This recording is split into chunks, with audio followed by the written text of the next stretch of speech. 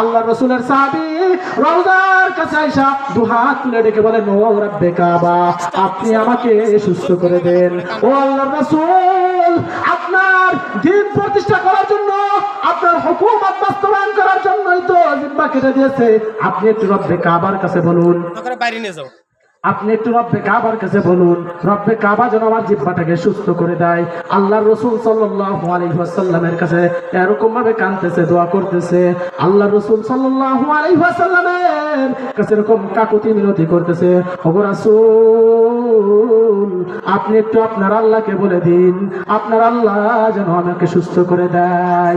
সঙ্গে সঙ্গে আল্লাহর রাসূলের ইশারা, সঙ্গে সঙ্গে বলেন, দাও তোমার জিহ্বা, হাত লাগাও, হাত লাগানোর সঙ্গে সঙ্গে জিহ্বা পরিপূর্ণ সুস্থ।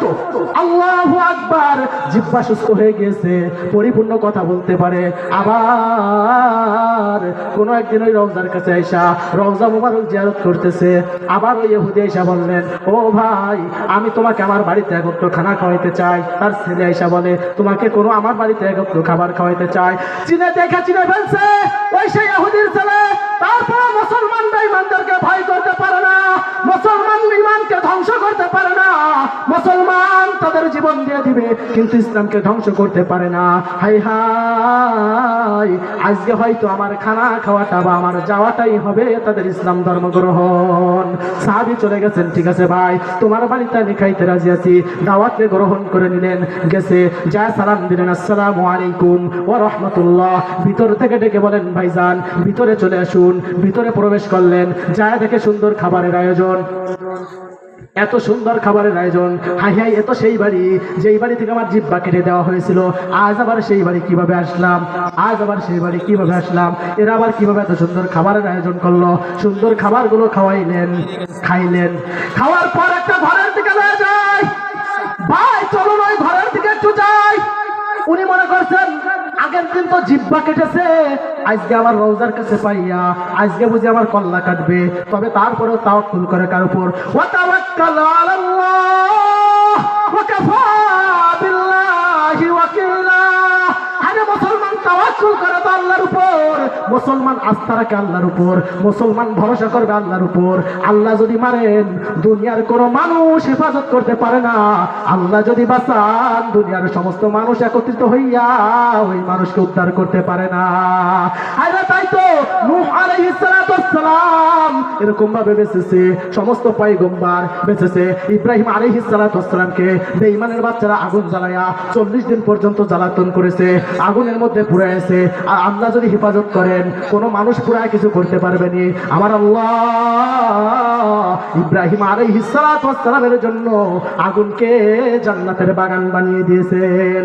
কুলনা ইয়া নারু কুনি বারদান ওয়া সালামান আলা ইব্রাহিম। আমার আল্লাহ বললেন, হে আগুন সাবধান, তোর মধ্যে যাকে নিক্ষেপ করা হয়েছে, হাইরে বেঈমানরা ষড়যন্ত্র করেছে, বেঈমানের বাচ্চারা চক্রান্ত করে আমার পয়গম্বর ইব্রাহিমকে নিক্ষেপ করেছে। সাবধান, আমার ইব্রাহিমের জন্য শান্তিময় হয়ে যাও। যাই হোক ভাইরা আমার, আলোচনা সামনের দিকে যাব না। ওই ইহুদি ওই ব্যক্তিকে ঘরের দিকে নিয়ে গেলেন। ঘরের দিকে নিয়ে যাওয়ার পর দরজাটা খুলে দিলেন। ঘরের মধ্যে তাকায় দেখে একটা বানর বসে আছে।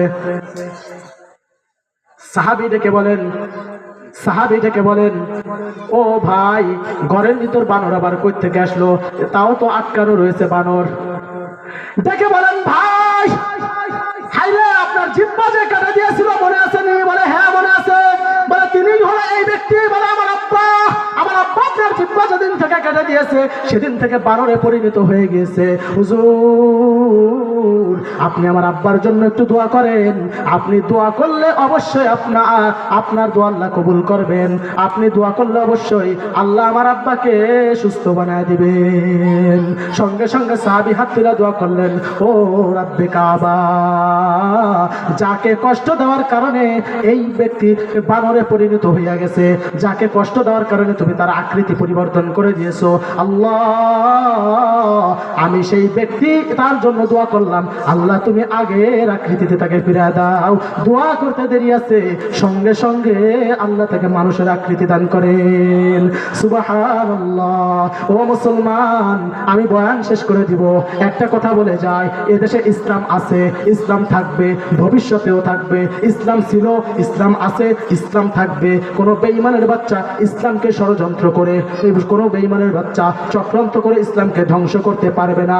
এদেশের সাথে উলামা ইকরামদের সম্পর্ক, এদেশের সাথে সাহাবা ইকরাম পর্যন্ত এদেশে আগমন করেছে, বলেন আলহামদুলিল্লাহ। ভারতবর্ষে সাহাবা ইকরাম আগমন করেছেন। আরে যে দেশে সাহাবা ইকরামের পদধূলি পড়েছে, যেখানে সাহাবা ইকরাম আগমন করেছে, সেই দেশের বেঈমানের বাচ্চারা, ইহুদির বাচ্চারা, খ্রিস্টানের বাচ্চারা যতই ইসলামকে ধ্বংস করার চেষ্টা করুক, একটা না একটা ইসলামের দিনশা ধ্বংস করার চেষ্টা করুক, কিন্তু মুসলমানের বাচ্চারা তাদের দিলের মধ্যে যতক্ষণ পর্যন্ত আল্লাহ থাকবে, রাসূল থাকবে, ঈমান থাকবে, রোজা থাকবে, নামাজ থাকবে, হজ থাকবে, যাকাত থাকবে, ততদিন পর্যন্ত বেঈমানের বাচ্চারা চক্রান্ত করে আমাদের থেকে ইসলাম দূরে সরাতে পারবে না। ইসলামের সাথে থাকতে রাজি আছেন তো? ইনশাআল্লাহ। আলোচনা এখানে সমাপ্তি করছি। নাসরুম মিনাল্লাহি ওয়া ফাতহুন করিব ওয়া আখির দাওয়ানা আলহামদুলিল্লাহি রাব্বিল আলামিন। আসসালামু আলাইকুম ওয়া রাহমাতুল্লাহ। দোয়া করবেন সকলে। আসসালামু আলাইকুম। আলহামদুলিল্লাহ।